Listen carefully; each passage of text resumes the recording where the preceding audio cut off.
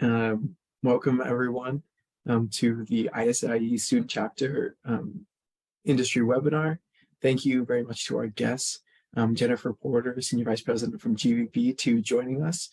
A little bit of context: ISIE is an international research organization kind of collaboration that highlights and focusing on promoting industrial ecology and other circular economy related research focuses in a myriad of different topics.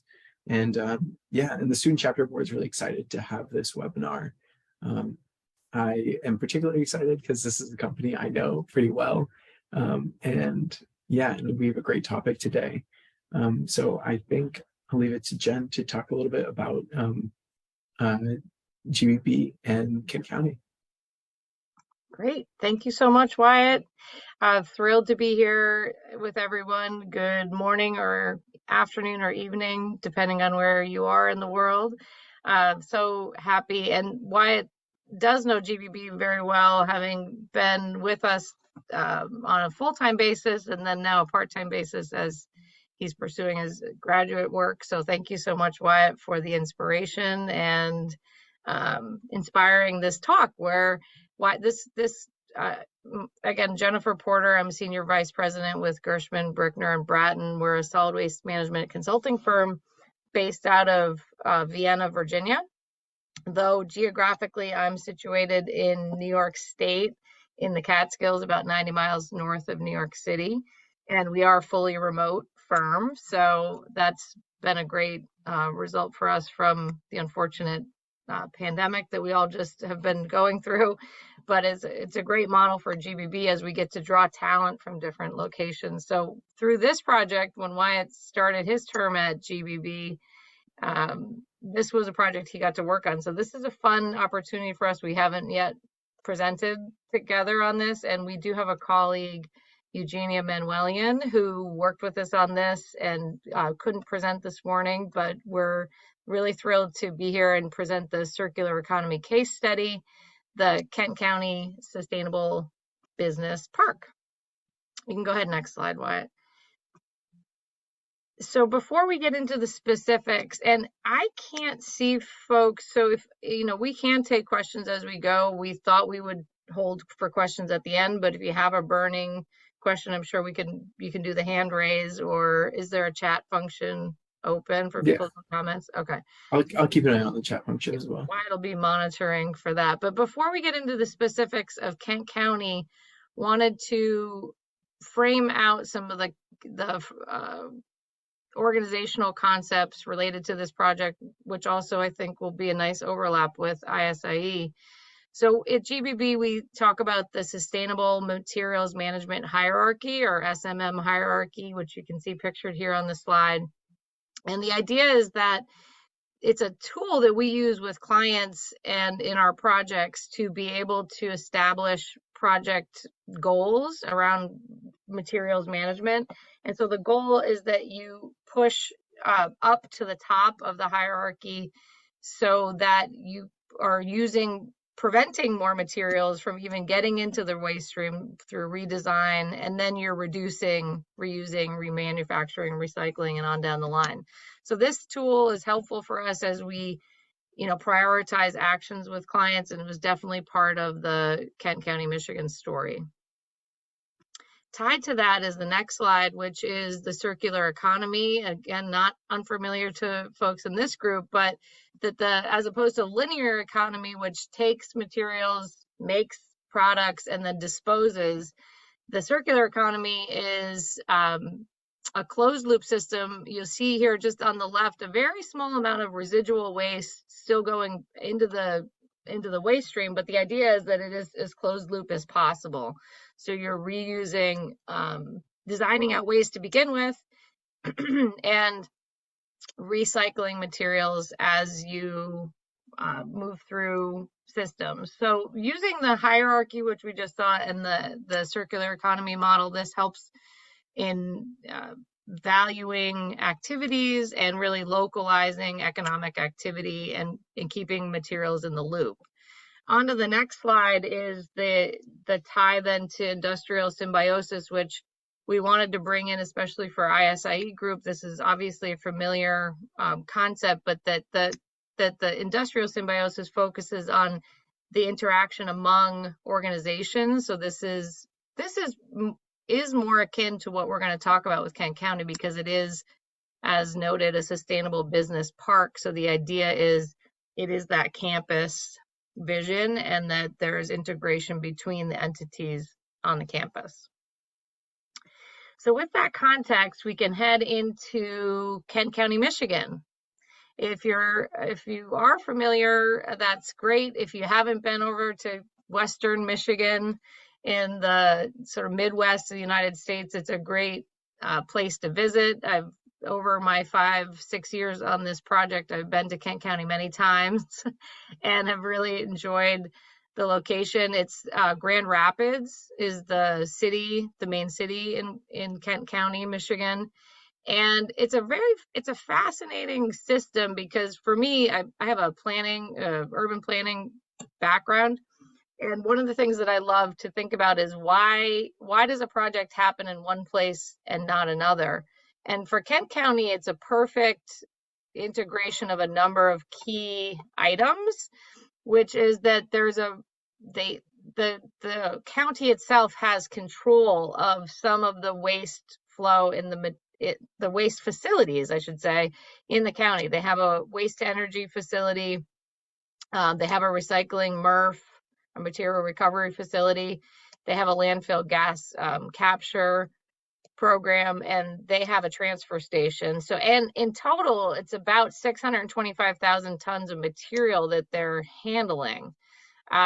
So they've essentially, they have control of some facilities and material, and they also have a big vision, which I think is the pairing of that control with a really a differentiating line in the sand kind of visioning a new future is the key part about West Michigan. The other thing I'd say is they still do have manufacturing in West Michigan. There's a hub of furniture manufacturers that's like Herman Miller, Steelcase, those kind of brands that are really committed to goals of circular economy, and it has helped the county integrate its thinking with the business community. So it's been a really powerful model. On to the next slide, we can think about this question again. What led the Department of Public Works at Kent County to really start reimagining trash? And I will note, if you actually go to reimaginetrash.org, you don't have to do right this moment, but if you do it, that is the county's website, reimaginetrash.org. So their entire vision, you can see it up in the right-hand corner of the slide here, their entire vision is to get out of the landfilling business as a county and reimagine trash. So the two goals, they had a goal of 10% reduction by 2020 and 90% reduction in materials going to landfill by 2030. So again, really bold vision, really paradigm shifting thought, and even to the name of the program and the website, Reimagine Trash. There are some significant issues at play. Number one, you see on the left side of the slide that their current landfill, like I said, they want to get out of the business. They have less than 10 years of capacity left at the landfill. They do have a waste to energy facility. It's more than 3 decades old. They have a MRF that's moderately under 2 decades old, but they've seen a pretty meager recycling rate and a growth in waste overall. So change was definitely needed. Next slide, Wyatt. So the park itself, so the idea of one of the centerpiece actions that the county conceptualized was that they could reimagine trash by thinking of a public-private partnership, essentially, to design a campus. So the interesting thing is, I said they had control of facilities. They, adjacent to the landfill, that had less than 10 years of life left, they had 250 acres of land that was available and was going to be future landfill cells if they didn't do something else. So this was a key part of their planning, which was, hey, if you're standing on the top of the landfill looking out at this greenfield area and you're thinking about the future and your children and your grandchildren and what do you want to be happening on this 250 acres, it was a very visceral experience for the project team and anybody, the news media and people that came, and you looked out and you thought, what do we want to have here? Do we want to have mountain of landfill material, or do we want to have something different? And that's really what became the vision of the sustainable business park. So that's the plan, and all that you'll see that we'll continue to talk about is to be on that 250 acres. And the entire time there was this idea that there should be an anchor tenant. So a center waste conversion facility that would be at the center of that. And through an RFP process, we're now at the part where we have actually a project development agreement in place to build, own, and operate that anchor tenant facility, and that's with Energia. So a number of the pieces we're going to talk about as we continue are based on that actual proposal and the project as it is actually moving forward. So it's really exciting. We're not in the theoretical stage anymore. We're really on the cusp. Next slide. So a little bit more background on the process, just to say that if you back up about 6 years ago, that's when the 20 by 20 and the 90 by 30, the Reimagine Trash Vision came out. And then shortly after that, a key role for GBB in this project was developing a master plan for those 250 acres. So we worked on that for a concentrated time, and a big point in my career was being in Grand Rapids in August of 2018 when they unanimously voted to approve the master plan. And I will say I had tears in my eyes because it was a whole gamut of different types of elected officials who all said yes. And not only when can we do it, but can we do it faster? And I think it really speaks to that commitment of the vision. And again, in a place where they did have some significant operating experience and facilities as well as property. So I think that is the sweet combination with Kent County. So with that, I'm now going to turn it to Wyatt, and I'll come back after he is getting into the details here on some of his specific roles with the Sustainable Business Park project and his tenure with GBB. Yeah, thank you so much for that, Jennifer. What a compelling story and just like narrative and like history, sorry, about this project, about this county, and and about their future. And love to just be able to talk to my role in this greater scheme as well. In that I collaborated in the waste characterization study, which is one of the foundational kind of data aggregating points which was used to, again, help Energia, the anchor tenant, as well as the other proposed tenants to develop their profit processing infrastructure. So a waste characterization study is really a study to determine the flow and composition of all the materials at different times and points and periods in the current operating system of Kent County's solid waste management system. This is done by hand sorting all material into predetermined categories based on whether it's a paper, plastic, a metal, electronics waste, or otherwise. The guidelines on how to do it is called ASTM D5231, which give, again, both the statistically significant guidelines as well as the actual categories and processing system needs. And then we, again, separated the flows based on the trucks due to how in this particular system, and it may be true around the world, but I'm not confident enough to say it, how different trucks should be able to would service different facilities, whether it's commercial, residential, construction and demolition, or otherwise. And then each sample was linked to the truck as its generator type, so we were able to have an idea of what was being generated by residential inhabitants of the county versus the commercial and construction demolitions. And then while we were doing this study, we were thinking in our head, like, how can we best characterize the stream so that the future processing equipment can understand how we can best recover each item.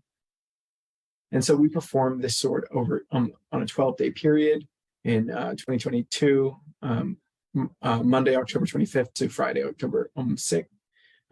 The team sorted over 12,935 pounds of waste at the 3 major waste management facilities within the county. The waste energy facility, which is the 30-year-old incineration plant that Jennifer mentioned, the transfer station, and the South Kent landfill, which is the landfill with years left of capacity. And again, we use the truck type. And here are the different truck types that we use. So residential is what was a back or side loader made to, again, pick up the dumpsters or like the trash bins that residents would leave outside. Front loads and compactors are for commercial properties, given if it's a dumpster or if it's a full-time compactor. Roll-offs are for C&D. We see them a lot in a lot of construction sites where they kind of fill up with aggregate material. And then self-haul, again, is just C&D or residential, depending on the needs of the resident bringing in their material. And this was the kind of the results for all generation by category groups. This is, again, a snapshot into the material flow at one point in time, but it did show kind of what we expected in a lot of organics, a lot of plastic, a lot of fiber, textiles, C&D, and 2 different types of other waste, whether it's other waste is kind of like an aggregate of fines, which are things that are too small to categorize, but other being like the smaller niche things that are still collectible, such as metals, which include aluminum and ferrous or steel material, household hazardous wastes, which is the HHW, and electronics. The county does operate specifically electronic waste recapture at the North Kent facility. So this isn't the whole pie of the electronics waste specifically, but it shows that whatever processing equipment, it did need to, again, focus on the 3 primary, 3 tertiary. Oh, what exactly do I mean by fiber? Thank you for your question. So fiber in the sense is paper. So corrugated materials or cardboard, office paper, and craft paper, and again, packaging material, paper. And plastic here is PET, HDPE, so water bottles or milk cartons, as I think of HDPE and otherwise. And organics is mostly food waste, but it does include yard waste and like tree cuttings and grass cuttings as well.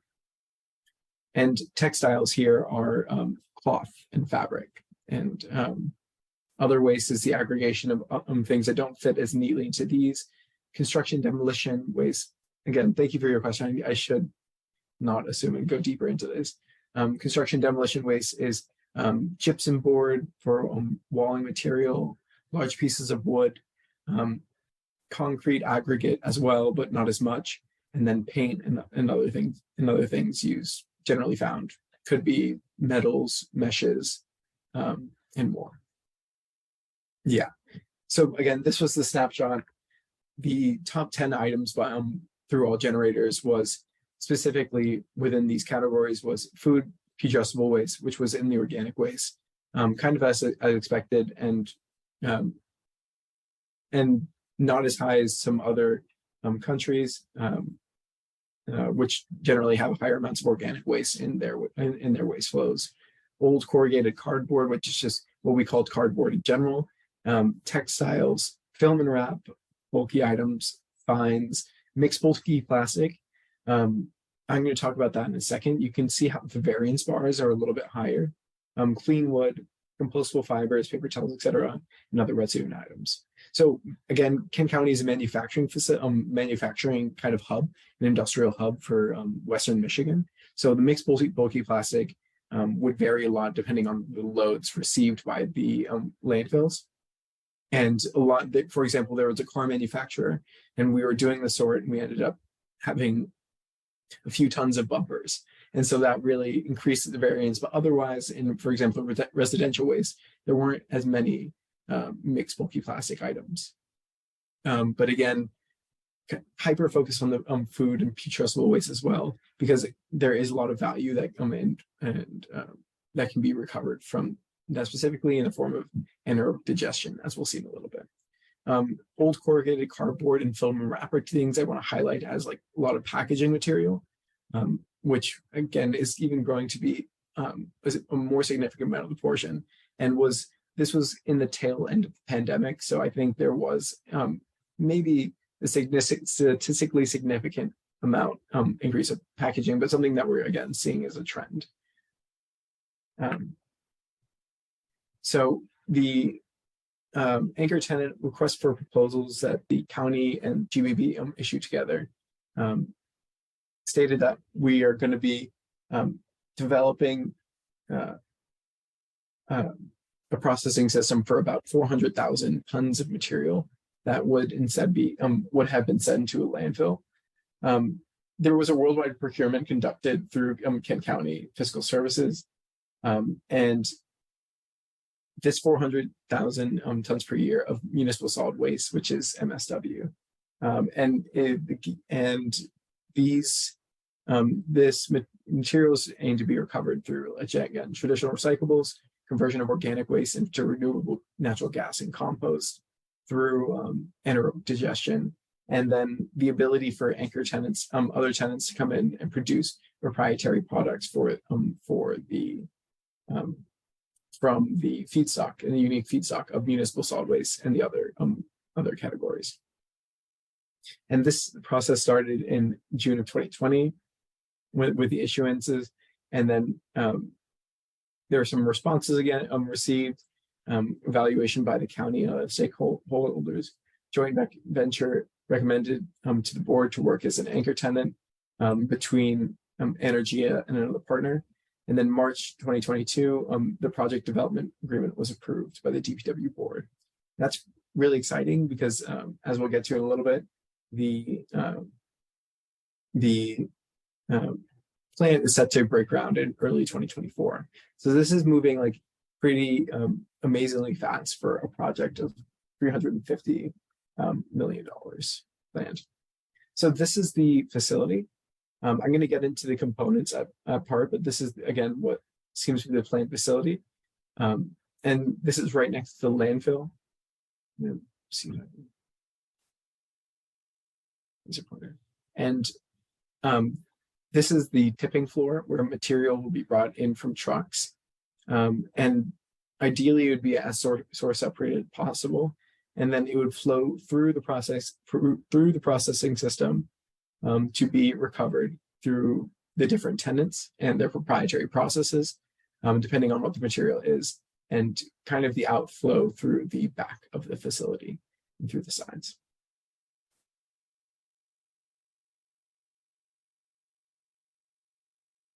And the different influx of material would be ideally the source separated organics, whether that's compost or yard trimmings or otherwise things that can be characterized as organic waste, mixed municipal solid waste, and the current single stream recycling, which is what we think of when we think of PET bottles, HDPE bottles, and cardboard and other like high value, easily processable materials. And having these flows be separated at source, again, allows for higher percentage of recovery. But there will be, again, additional processing systems that will be able to refine and reduce contamination and diversify the flows as they continue.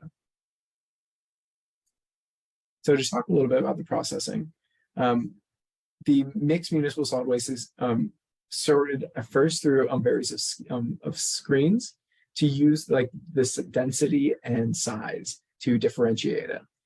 So the large items would be separated off at first, and then they go through 3 levels of scanners, which is actually kind of a lot. And something I really like about these scanners is that they're able to be updated with software that can help them identify specific material. And so, for example, if a PET bottle was identified, it would then be conveyed to the material recovery element, which is here in the MRF, which is again is processing for very specific types of material. Organic waste is separated and then sent to an Orex press, which is again a proprietary process of the Energia, which aims to recover the organic waste by thinking. I don't know if everyone has a potato press, but like by pushing, by squeezing on the material and having little holes where organic waste can be extruded out.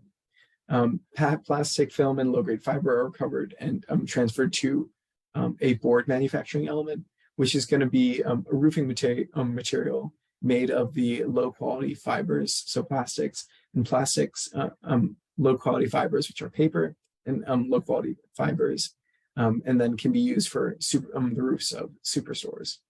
And then residue, which is unable to be recovered, is co-located for a shipment to a landfill or to the county's waste energy facility, which will continue to operate after the development. And to speak more specifically about the anaerobic digestion pipeline, this feedstock is coming directly from the MSW process after the Orex Plus, and it's added with water to turn into a slurry, which makes the digestion faster. And then additionally, it can take specific manufacturing waste from regional partners, manufacturers, and also other items that are would be contaminating a normal sustainable business park and processing facilities like fats, oils, and greases. Yeah, something really unique about this project is that it's co-located in an industrial area, so there is the opportunity to engage with these industrial local stakeholders and get their specific waste material and hopefully provide them with some specific material, which is relevant to our study as we are industrial ecologists. And so the low fiber and low plastic film isn't traditionally recoverable in material recovery facilities or MRFs. And often it ends up as residue, which is then sent to a landfill for a cost and what's called the tipping fee. So this proposed process would take that and turn it into a roofing material, which then can cover up to 150 million square feet of per year, and that's about 1,500 department stores, which is really interesting, especially because, like, again, traditionally it is like a negative value product that would be costing the facility money to process, and instead kind of recapturing that and reclaiming the value both for the material and for the processing facility. So the proposed benefits of this park include 43,000 tons per year of recyclables, which again, due to the low recycling rate, there is a significant amount of recyclables that would be processed in material recovery facility, but are in the municipal waste stream. So they were unable to be captured previously, and the co-location of the different processing and conveying and interconnectedness of the system would allow for increased recovery of these specific materials. 76,000 tons per year of the low-grade fiber and film converted into construction board, which is especially astonishing, considering that, again, previously this would be a cost on any system and be unable to recover it and just end up in landfill. 370,000 is that megameters of BTUs per year of renewable natural gas from the anaerobic digestion plant, and then another form of product and value from the anaerobic digestion is a digested cake fertilizer, which again can be sent either locally to agricultural industry or throughout the United States. And part of this, thank you. British thermal unit, yes. So 1 therm is equal to BTU, or 0.1 BTU. Thank you, Jennifer. Please refer to No problem. the chat. And part of the kind of the stakeholder engagement I helped to perform, and we gave to both the county and the anchor tenant, was the modeling using an LCA, was the modeling of the avoided emissions using a life cycle analysis software specific for municipal solid waste called the EPA Waste Avoidance Residue Model, or EPA WARM. This is provided by the Environmental Protection Agency within the United States, and it's kind of the recognizable tool for specifically municipal solid waste life cycle analysis, like life cycle analyses. And these numbers are pretty staggering, where compared to the 100% landfill system, there would be 364,000. I mean, yeah, 100,000, 364,000 tons of carbon equivalents that would be avoided emissions. And then from the current system, which is not just landfilling, it's 301,000. And then from our waste characterization study, we found that there was 490 Kent-generated processable tons. And in the recovery scenario where we have these avoided emissions, the majority of the material is going to the material recovery facility, the Sustainable Business Park, which is shown here as the MRF and material waste processing facility, which is MWP. There is still the landfill, which is for the residue, which is unable to be covered by the processing system. And then the waste to energy would be taking the residues and other items such as construction demolition waste, which would need to be incinerated unless there was a future tenant which could come in and process that. And then a large, very significant portion would be organic. This model itself does not use the construction and demolition waste in the LCA, and it assumes that the stream, everything goes to the Sustainable Business Park before being filtered to a landfill waste energy. And something that it's also modeled on is called the single bin. It's not using this where everything's in a single bin, both recyclables, compost, and municipal solid waste, but instead, again, the current system where it does have the source separation of recyclables and municipal solid waste. And we use the anchor tenants proposed recovery numbers to, in this analysis. Yeah, and I think that's it for me. I'm going to turn it back to Jennifer to talk a little bit more about the implications of this project. Awesome. Thank you, Wyatt. Really appreciate your hard work, and I love that this is part of your story too, and can bring this to this group. It's just really wonderful. So my next 4 slides are going to be talking about additional impacts that we looked at for this project. And when anyone's working on a major large scale infrastructure project, and one especially that you hope is going to catalyze a system level transformation and paradigm shift, you need a lot of buy-in from a variety of stakeholders. And depending on the political and economic context that you're working in, you may need just a few decision makers and funders, but typically with the broad and varied impacts on a project like this, and some of things which you might not be able to foresee at the start, and that you want to do good in the world, we really took a broad approach at looking at, and the project team has, what we took into account in looking at this project. So the first one up here on the slide is environmental justice, which is defined as the fair treatment and meaningful involvement of all people, regardless of race, color, national origin, or income, with respect to the development, implementation, and enforcement of environmental laws, regulations, and policies. So the telltale sign of achieving environmental justice is that everybody enjoys the same degree of protection from environmental and health hazards and equal access to the decision-making process, and can have a healthy environment in which to live, learn, and work.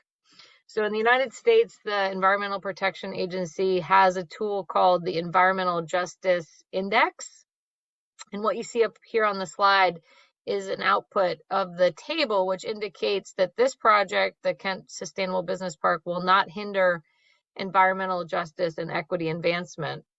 The project is also committed to generating a diversity, equity, and inclusion action plan to help ensure adequate diversity and representation, ongoing learning opportunities, and developed in partnership with the community through partnerships, surveys, and focus groups. Next. Another tool that we use to help measure the non-monetized health impacts of the project is also from EPA, called the CO Benefits Risk Assessment Health Impacts Screening and Mapping Tool.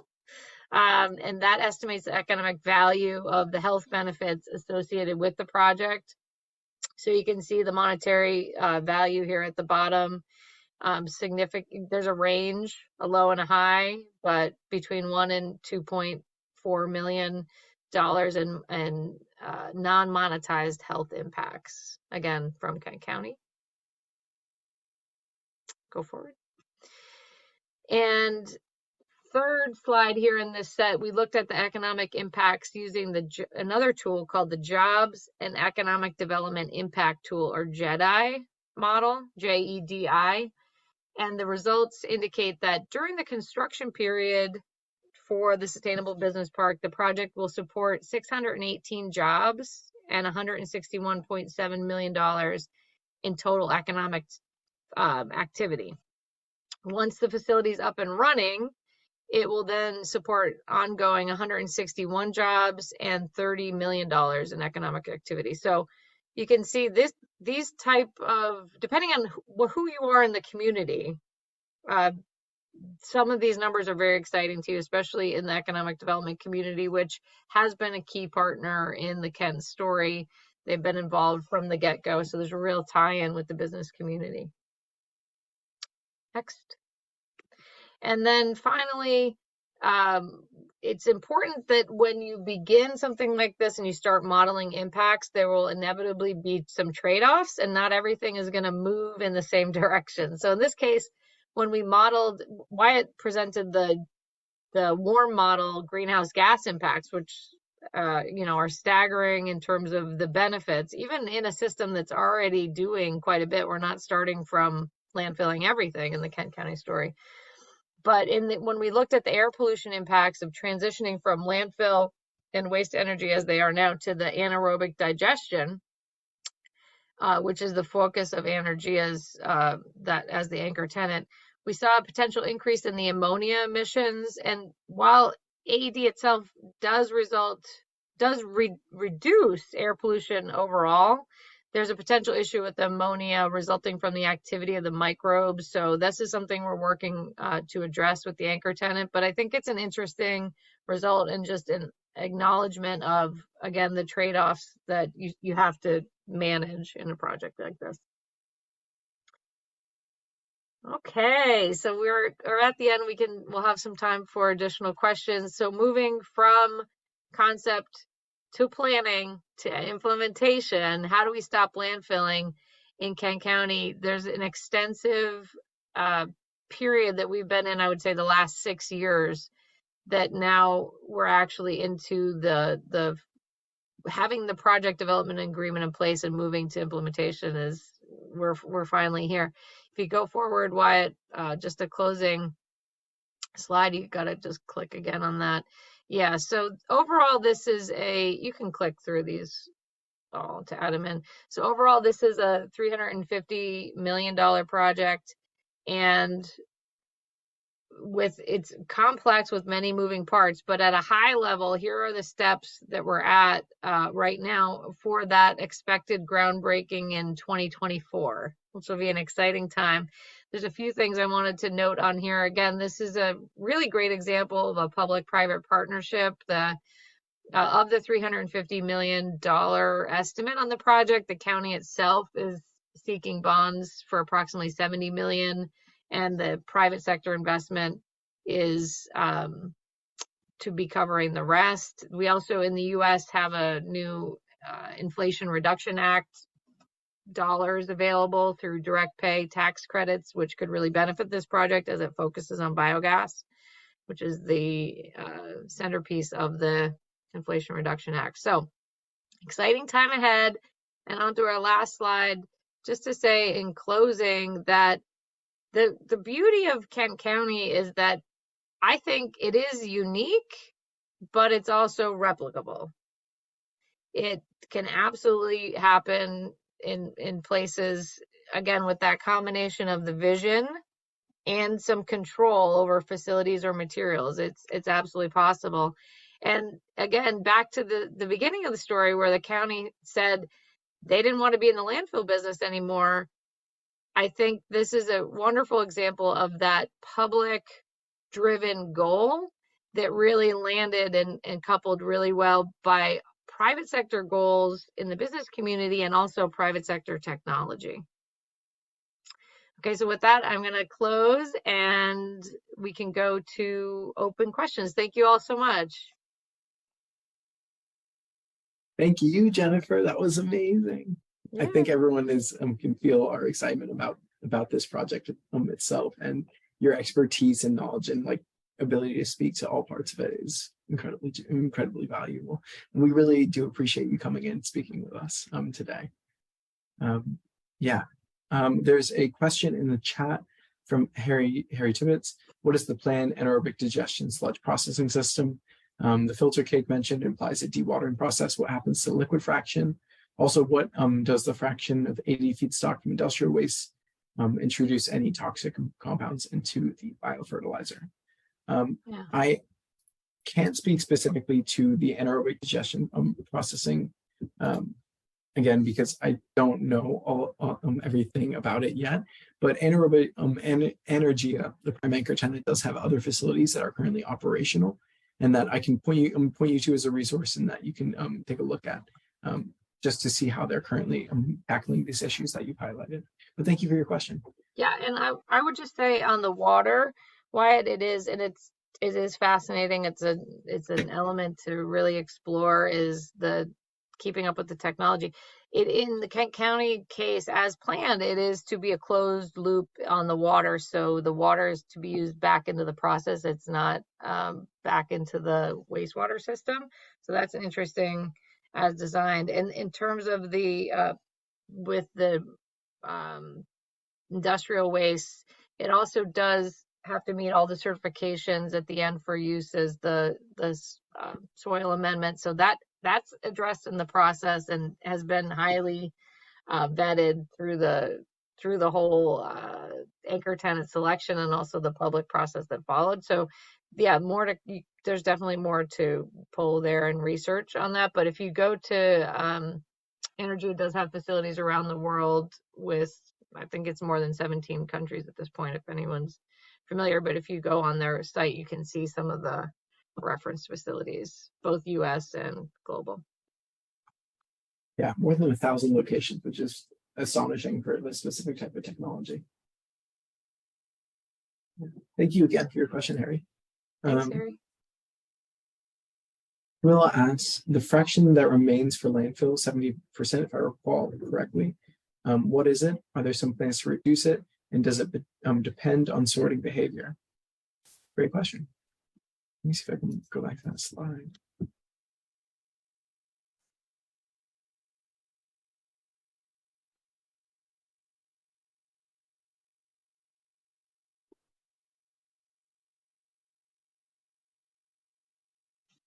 You can bring up the processing.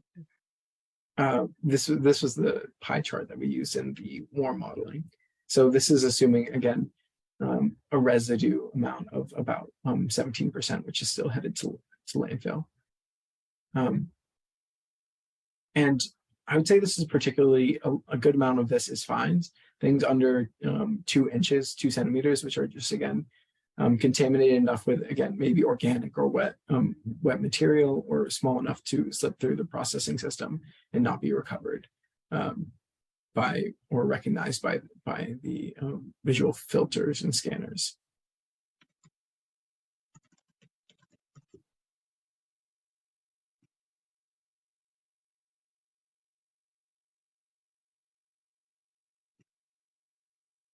Yeah, here's the processing system.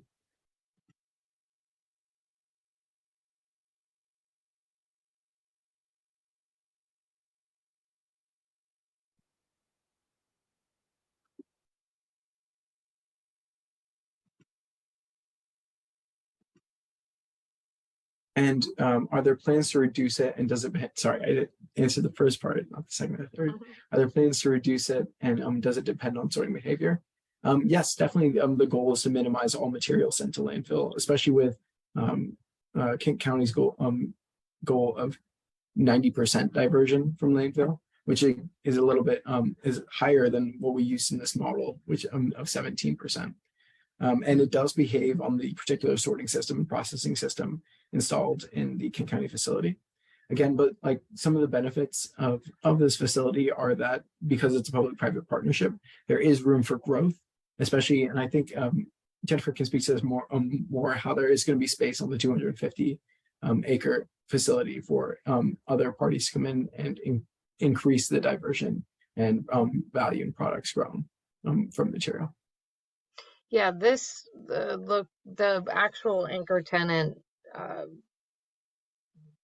which if you do go on to reimaginetrash.org, you can see some of the planned facility layout. It's only on approximately 10, 12 acres of the 250 acres. So this is a small piece of what could be there. So some of the ancillary businesses in terms of this, what we call the secondary tenants. This is the anchor tenant is what we've been focused on, but the secondary tenants would be,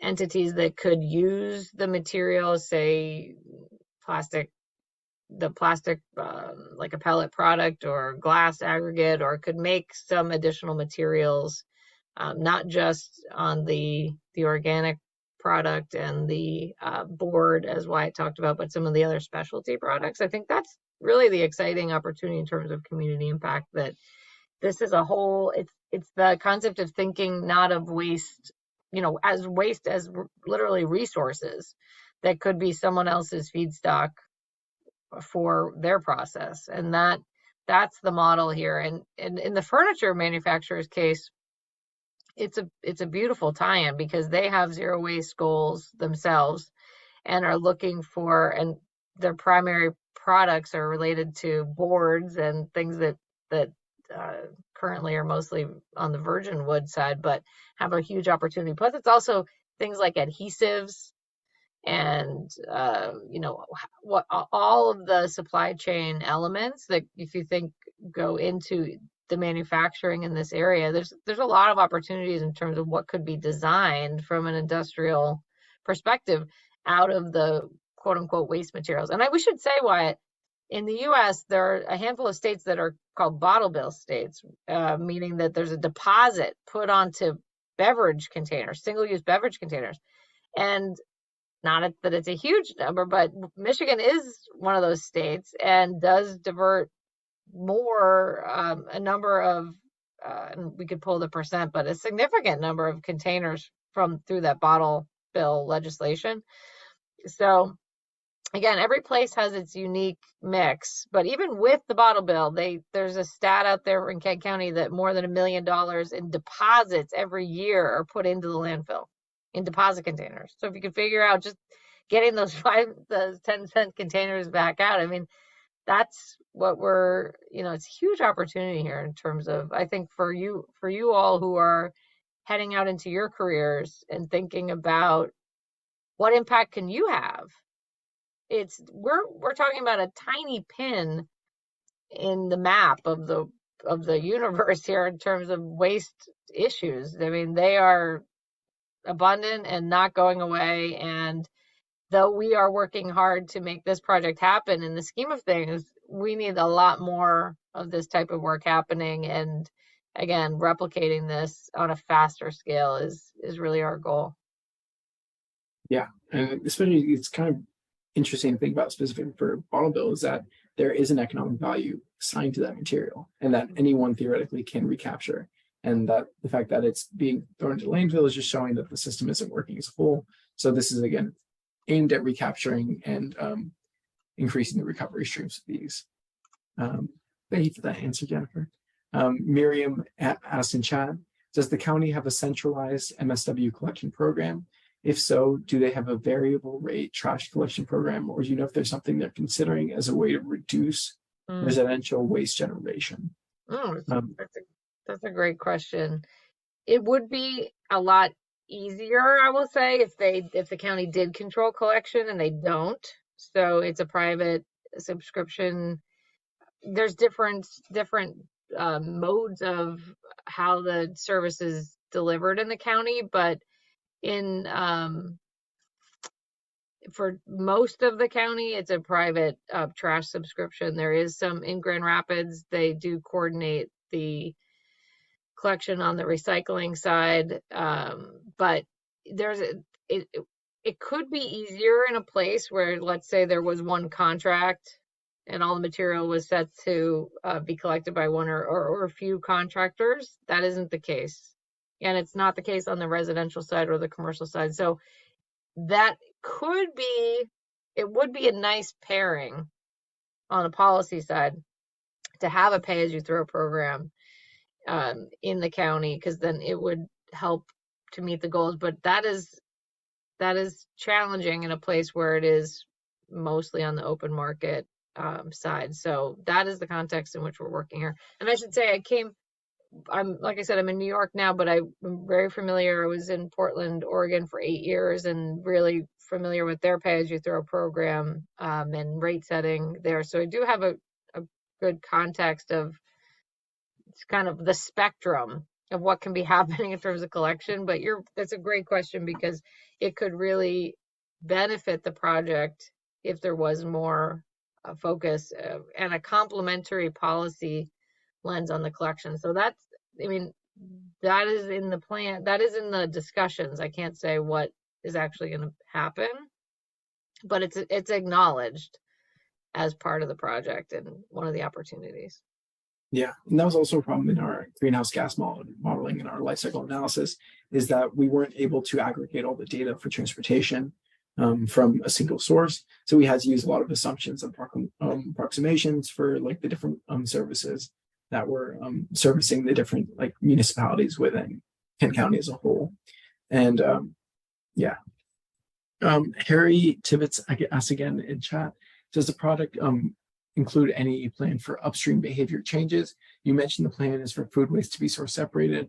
Are residents already practicing this? Coming from the US, but now living in Sweden, I imagine that the culture, that building a culture of source separating organics could be a challenge. Yes, I will say that is the case, Harry. There is some activity and some, I would say, smaller scale source separation going on, but not on a widespread basis. It's part of the, again, the concept of what could happen. But you're right. I think this project acknowledges what I see as the future for municipal collection programs, which is that you are going to have some very eager residents and participants who want to separate into many categories. And I think that's where you can have really nice and effective drop-off programs, and maybe some at the curb. But I think what this project acknowledges is that essentially you could be putting things into one container and sorting it on the same belt and the sort line that Wyatt showed, and be getting better recycling rates than residents are themselves now, because so many people are opting to either not do it or do it incorrectly, that so many containers and materials are going into the waste. That what this project acknowledges is and we're not ready to say no on curbside collection, but it is expensive to send either multiple trucks around to every house. So having a way to capture material from the people that really will never participate or aren't doing it correctly, I think is an acknowledgement of the reality of just the amount of material, even in places where you have an established program, you've been curbside recycling for 30 years, you're still missing material. Yeah.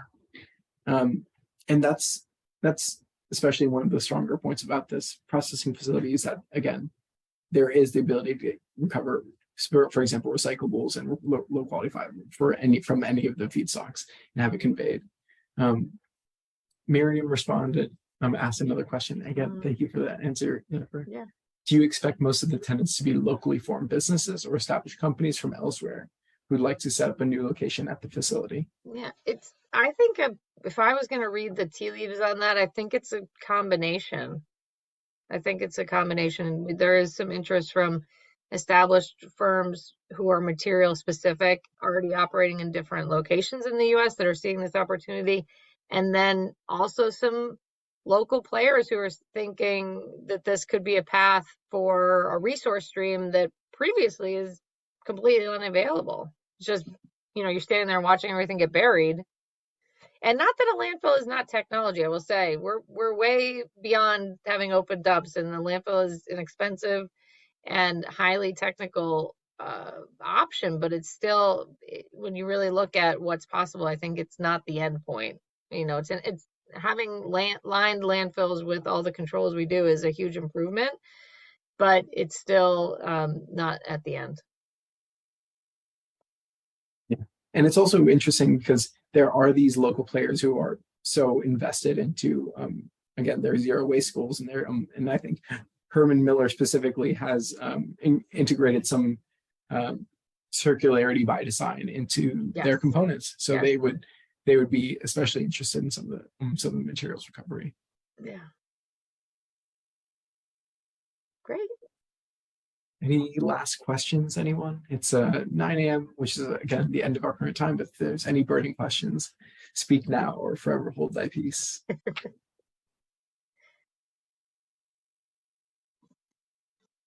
Well, if not, thank you again, Jennifer. This was amazing.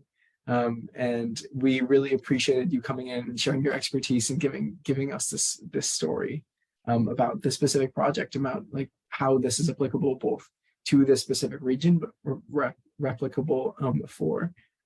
If people wanted to learn more about GBB, I'm going to be providing a link to to both GBB itself and Kent County Sustainable Business Park and their Department of Public Waste in the chat.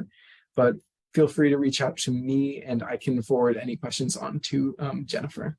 Jennifer, is there anything you'd like to say to ISIE? Just thank you so much for being out there, everybody. It's really inspiring to me as I was getting ready for this. I was thinking, what an honor to connect with you all. And I just would love to, we didn't get the chance in this, but I would love to know more about you, and I'll connect to Wyatt and just where you are in the world. And it really is inspirational to me, and it gets me going every day. So thank you all for being out there and listening in this morning or afternoon or evening. Thanks so much. Miriam said, thank you for sharing this project with us. Best of luck in breaking ground and all the work ahead. Yeah. Thank you, Miriam. Awesome. I'll hang out for a second. Feel free to leave, ask any more questions. And again, I'll be putting those resources into the chat. Thank you for joining, everyone. Thank you.